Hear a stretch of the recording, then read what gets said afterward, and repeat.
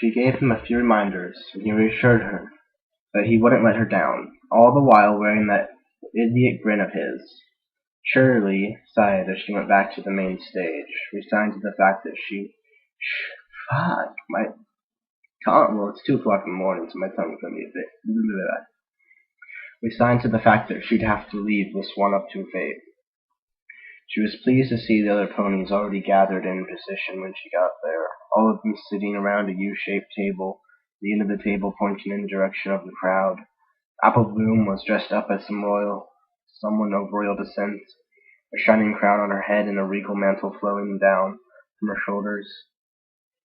To her right were the remaining 2 Cutie Crusaders, both dressed in exaggerated versions of knightly armor. Sweetie Belle's was colored as white as her own coat, while Squealy's was a bright red. Considered this glaring difference in color, Cheerilee wondered how they could possibly mistake each other's helmets for their own. Anyway, compared to the other 2 ponies on the other side of the table, they looked heroic and chivalrous, which was exactly the ideal. Silver Spoon's costume was pitch black, while Diamond Tiara's was a deep purple. The style of their costume was likewise different from the 2 knights. They both wore something more akin to the courtier's dress, or diplomat gown within a warrior's armor.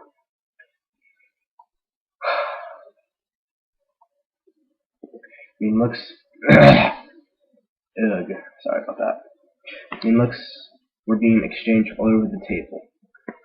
The Cheerilee couldn't decide if they were genuinely trying to get into character or if the natural big words, come on guy, animosity of the CMM toward the other 2 fillies was at work here.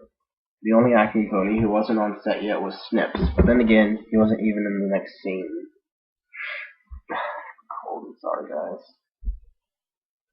I'm sorry, imaginary viewers, I have a cold. Cheerilee walked over to the left side of the stage and held the curtain aside for herself. The leader of the orchestra immediately spotted her as she emerged next to him and raised an eyebrow questionably. She nodded at him and he nodded back, taking his attention towards the musicians, most of whom were friends or family of the actors. Cheerilee slipped back behind the curtain as she heard the first soft notes float through the air. By the time she was back in the center of the stage, the music had increased in volume and could be heard all throughout the theater, the conversation slowly dying down as every pony took their seats. Cheerilee looked up to see Snails, thankfully in the right spot between the stage lights, waving at her sheepishly.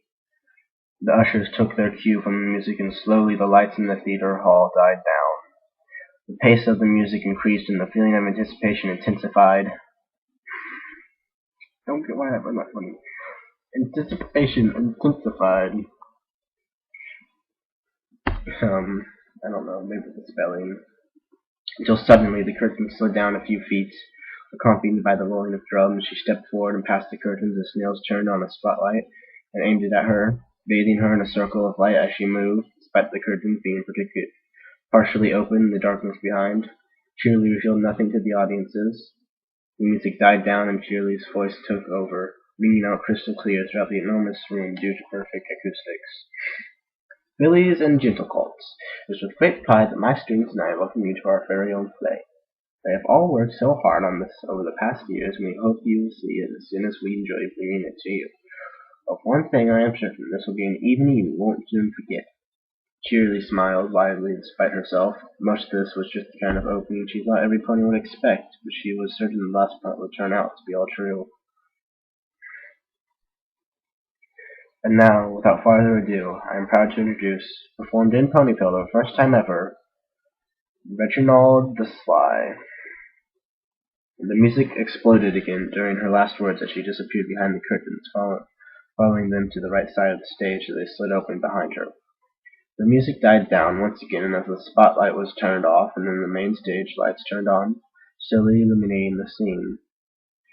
Cheerilee could hear them be playing starting while she sat down. God damn, I am horrible at this. Maybe I will do multiple takes. Maybe. Cheerilee could hear the play starting while she went down a set of stairs to get underneath the stage. The size of the stage itself was impressive, but the area underneath it was simply amazing. There was plenty of room to install all sorts of devices to spruce any play. I'm sorry when I slur. And the stage itself was thick and well isolated enough that ponies could work down here without disturbing the actors on stage. She had once started banging a metal piping in some of the iron stage supports while her students were up on the stage to rehearse, just to see if they'd hear it. They hadn't. She made her way in between the beams supporting the stage and the various props and gadgets that reached down from the stage. Heading from the prompt corner, she finally arrived at the few wooden steps, which took her to a level halfway between the stage and the area underneath it, so that only her head peeked up above stage level. From there, she could watch the play from the same side as the audience, without actually being seen by the audience, due to the way the prompt corner was built into the stage. From the audience's point of view, it's just like a slightly raised box.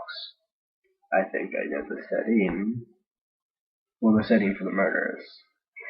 Not the setting for the play, we already know the setting. During some plays, a prompt would sit here to feed actors their lines if they forgot them. I really could use one of those. I'm already being fed my lines. But the dialogue in this one wasn't overly complicated, and they had never rehearsed with the possibility of a prompt in mind. Cheerilee didn't think any of them would even realize she was there. She tried to pick up the thread of the play, since she had obviously missed some of it on her way there.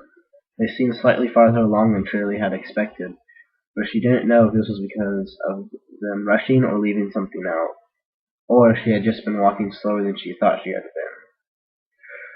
She shook her head. It didn't matter. The scene wasn't important to her. A grin spread across her face as she sat and waited for a scene that was.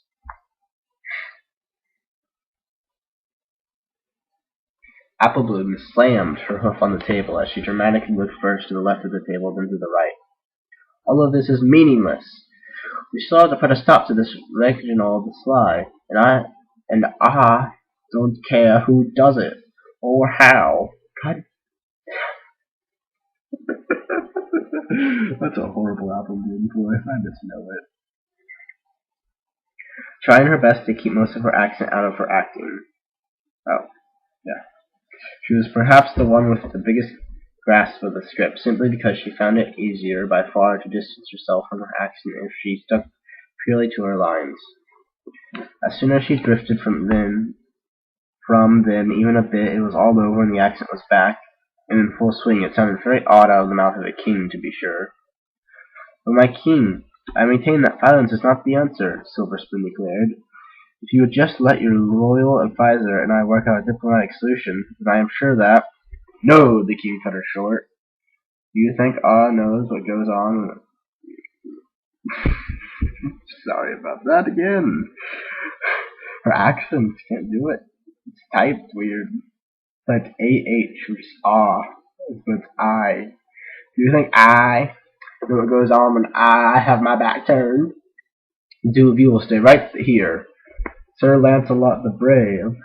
You couldn't have made that into a pony pun? Couldn't it? Come on. There's a pony pun in there somewhere. Just have to find it. I entrust this task to you. Find this field and bring him back here, so he may face my judgment, she declared as she leaned forward over the table, pointing her hoof at Scootaloo before banging it on the table again. Just leave it to me. I'll bring him back kicking and screaming, Scootaloo said as she raised a hoof enthusiastically, completely ignoring the script and the lines she should be using. Fortunately, it came down to match the same thing, which is probably the only reason the fillies couldn't hear Cheerilee grinding her teeth all the way out on stage. Hyperbole.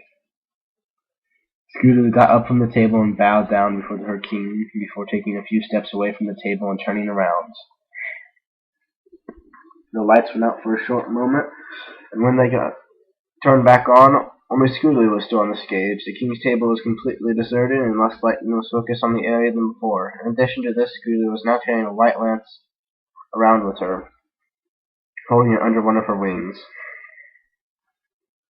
The brave knight started walking across the stage, taking roundabout routes around some set props and pieces of decor. What are the wildlands? There is no doubt. So where could this Weasley original be? I heard he's as sly as a fox, and true as that might be, he'll never outwit the likes of me. Speaking thusly, Sir Lancelot came up to a part of the stage that quite obviously represented a mountain with a mine entrance leading into it. Mine entrance leading into it. Why did I say leading? Ugh, my eyes are going before my mouth, and I'm tired. I figured doing it to entire would make it funnier, but no, it's just making it shittier. A lot shittier. I'm sorry, guys. I'm sorry, guys. Shit. You're gonna have to sit through hours of this shit. Well, you don't really have to. You can do a different video, right? No. You actually probably should. The backdrop of the decor served as the mountain while the shallow mine entrance was more of a little building on stage and expertly made. Suddenly a small hooded figure emerged on the scene, wearing black robes. His face was hidden by the hood, but anyone could deduce it was Snips based on his height and a simple process of elimination. The new arrival casually strolled down the same path Sir Lancelot was currently utilizing, and it wasn't long before they crossed paths in front of the mine entrance. Halt! By order of the king, I him, Sir Lancelot, I've come to put an end to the original, the sly. Are you he? Scooter said, perhaps louder than was necessary even during a play. Oh no, noble knight, I am but a simple hermit living in the mountains yonder, the Roadtree replied as he motioned towards the mountains in the distance. Scooter scuffed at this and raised his chin. Wait, Scooter's a girl? What? Okay. A little such as you would indeed not have been much of a challenge.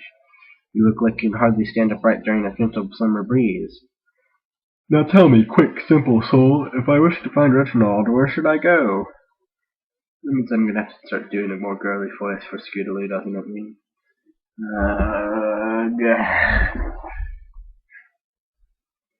Ah, you are indeed fortunate, Sir Knight. The villain you seek has his lair in this very cave.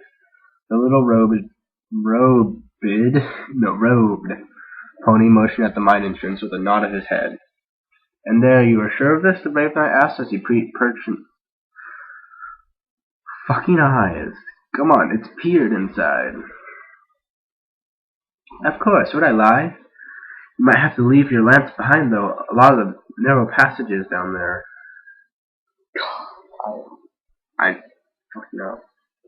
I don't know if I can do this. Especially, I haven't even gotten to the fun part yet. I'm still in the introduction. I'm hearing this. Wait. 1 second now. I skipped the whole paragraph. The filly threw the stranger a few scrutinizing glances, then looking straight at the audience and shrugged. She placed her lance against the rocks outside and approached the entrance. If I don't find him in there, I'm coming back here to kick your flank, Scootaloo said. They would have like that. Wouldn't flank just be ass? Oh, there's a difference. Pony World can kick your ass, can kick your donkey. Don't get it. Heading inside. As soon as she stepped into the darkness, Snips sprang into motion and pulled a rock away to reveal an old-fashioned leafer hidden there. That's all I did do. Leave it. Just read it like a British person. Not unlike those used to change the direction of train tracks. Hey, it's a dead end in here. What are you playing at? Scootaloo's voice came, echoing from the inside of the mine. Upon hearing this, Snips pulled the lever into a neutral position, and at once a metal gate slammed shut over the entrance to the mine. Scootaloo's helmed head. Scootaloo's helmed head reappeared in the light as she looked at the metal bars in front of her with fake astonishment, shaking them violently with her hoofs. What is this trickery? Like crap. I'm doing a nightly voice for Scootaloo. It's hard to voice act someone who's voice acting. You understand that? Like voice actingception. What is this trickery? Oh great, now she has a voice. What is this fuck. Now she's a king again. What is this trickery? Let me out right this instant, for just as the King Golden Crow shall come down upon your head, by whomever you may. Whomever? Don't know if that's what that means. The hooded pony let out a diabolical laugh as he reapproached the metal gate, standing next to it as he addressed the knight so that he may still roughly be facing the audience as well. By whoever I may? Why, you're thicker than I thought. We're going to pretend here that Snips is really good at voice acting evil people. Be whoever I may. Why, you're thicker than I thought. You righteous fool, it is of course I, Renegade the Sly. And I can also not pronounce his own name. Snips announced as he drew back the hood to refuel himself. You do not expect. Fuck. I fucked it up again. Fuck. Fucking ass shitting. I don't know. Let's get a Tourette's guy to come here and scream random things. Did you think I would not expect one of you to come here eventually? Or that I would not recognize the great Sir Lancelot, bravest of all the knights in the realm? When she arrived upon my doorstep, it is your courage that shall now be your undoing, he continued, followed by more laughter. Sir Lancelot shook the metal gate some more and tried to lift it up, for she could not. You devil, you heathen! Heathen? Oh, that's totally a word. You devil, you heathen! You dishonorable wretch! When I get out of here, I'll be fudging.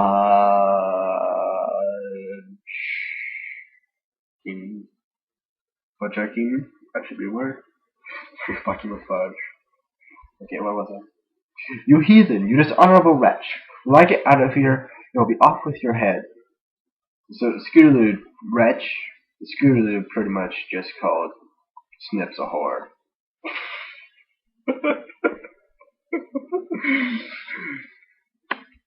Great times. Remember that one time, Scootaloo, when you called me a whore? No. Well, you're not smart, so I wouldn't expect you to understand.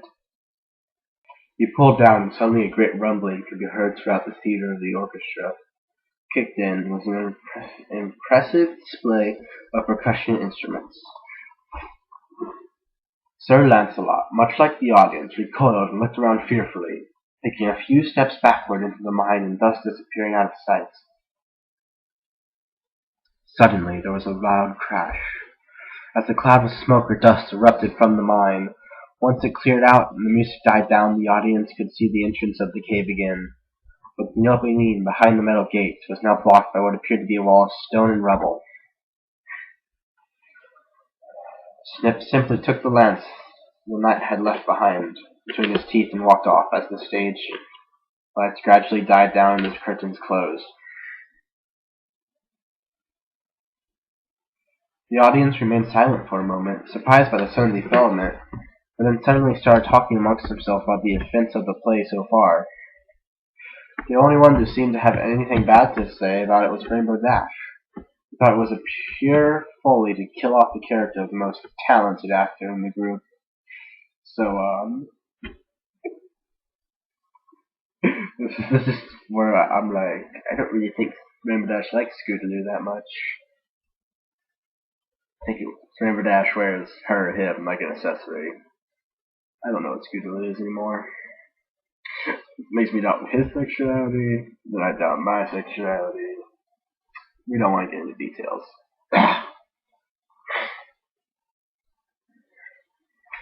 Cheerilee left her place in the prompt corner and went back under the stage. She headed in the direction of the faint banging noise, towards the part directly under the mine. She couldn't help smiling at the thought everything she had worked for all these months was finally about to pay off. The memories of how it all started in full terror flooded her mind. And that's it's Shirley's voice. And that's how Equestria was made. Shirley concluded her little history lesson. She turned away from the How was Equestria made? I'm wondering. Can we, like, just go back 5 seconds? In your flashback, Shirley? Let's just go back 5 seconds now. Fuck. I can't manipulate time, apparently. We would have known. She turned away from the blackboard to face the class, and was at once struck by how eerily unfamiliar the scene still was. Ever since the board had decided to change up the groups and put her in charge of the fillies and foals. What's a foal? Who needed some extra attention? Wink, wink, nudge, nudge. Just do this in a creeper voice. Things have been taking turn for the worst. She was used to seeing students off at the end of the year and welcoming new ones back in the beginning of the next. Of course, but despite that, getting a new group of students assigned to her out of the blue just didn't feel right. Especially not this group. Cheerilee thought as she grated her teeth in pure frustration. Okay, back to normal voice. That hurts me. It hurts me. It pains me. I'm in pain. I'm on fire. Fire! Fire! TF2 references. I really am on fire, by the way.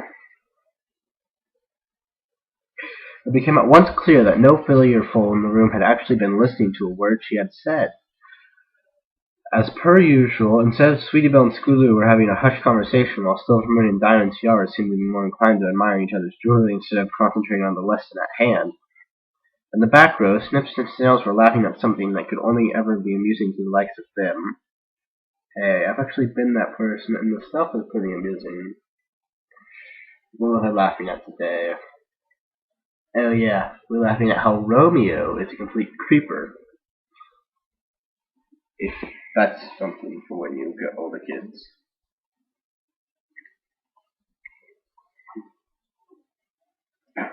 A smile suddenly crept on the chair. I think I skipped something. I'll go back. Nope, I wasn't. A smile suddenly crept onto Charlie's face. Charlie? Really, Keenan? Really? Onto Cheerilee's face as she noticed there was, in fact, one single filly who seemed to be paying attention. Oh, Apple. Wait, crap. Fucked up the voice again. Oh, oh, Appleboom, why would you mind explaining the importance of the day-night cycles to your less attentive classmates? Cheerilee asked as cheerfully as she could manage. Pun. To her great surprise, and even greater annoyance, Applebloom seemed to tear up at the mention of her name, looking around the room somewhat panicky. Oh, wait, crap. Oh, yow! Y'all. Wait, I gotta get into the voice. Hippie-yay, y'all. Gotta do girl version. Can't do high voices. Yippee-yay, y'all. Oh, yeah, I suppose I can, let's see here. Now, Applebloom seemed that she scratched her head. Night and day are important because if there were only one of those either Luna or Celestia would be very sad. God, what the hell have I become? What has my voice become? It's not Applebloom's anymore. It's not even mine. She concluded with a smile, raising a hoof, and That's it, right, Gesture? Let's repeat that. She concluded with a smile, raising a hoof, and that's it, right, Gesture. That's Applebloom raised her hoof, I see.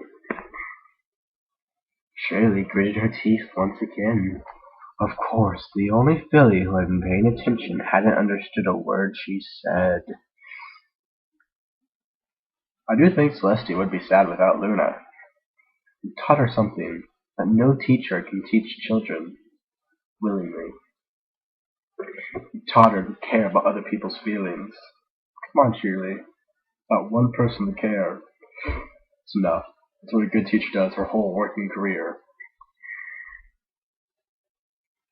This is going to be so much longer than it actually should be, because I am stopping at every point in reading. Or, not reading, I'm stopping at every point in the reading and commentating. Horrible, horrible commentating. Well, not really horrible, just bad. Just not funny at all. Bland. What was I? As Cheerilee opened her mouth to formulate a chastising response, Scootaloo suddenly loudly interjected, "That's... oh, fuck, I have to get the Scootaloo voice again. That's stupid, really. Nope, that's Apple Bloom. What? Did... fuck, herp, derp, derp, herp, derp, derp. Herp, derp, derp. Herp, derp, derp, derp, derp, derp. I'm just gonna say it monotone. Scootaloo soundly interjected. That's stupid, really. Who could ever come up with a reason as ridiculous as that? He pointed a hoof towards Appleboo. I don't feel like doing any voices anymore. I'm going to talk all ponies in monotone. Aw, don't see you coming up with a better answer either. I bet you don't know what we're talking about. Surprisingly hillbilly. It's just me slurring. Applebloom retorted just as loudly as she crossed her hoofs in front of her chest. Oh yeah? Why did I get a better grade on the last test then? We all know you cheated. Did not. Did so. Did not. Did so. Did. Girls! Cheerilee shouted. This is neither the time nor the place to hold such pointless debates. You're here to learn and pay attention, and that goes for all of you. Yes, you too, Diamond Tiara. Don't look so surprised. Just because you're a rich bitch doesn't mean you have to get bad grades. Just saying. She paused one moment as she met the gaze of every filly in foal. Foal. I'm just going to sit here and pronounce that word. It's F-O-A-L. Foul? No, that wouldn't be foul. It would be F-O-U-L. Fuck, I lost the word. I can't see it anymore. F-O-A-L. Foal? Let's go with foal. Every filly and foal in turn, as they were finally quiet for once. I'd have a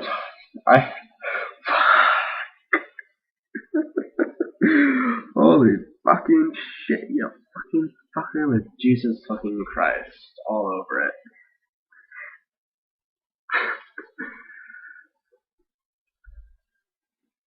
Okay, where was I? So they were finally quiet for once.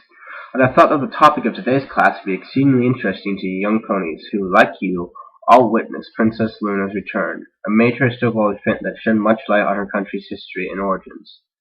Oh yeah, Applebloom chimed in. She was stuck on the moon for 1,000 years, right?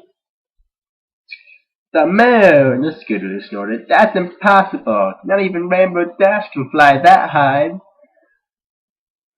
Pretty sure Rainbow Dash can get pretty high. Wink, wink, nudge, nudge.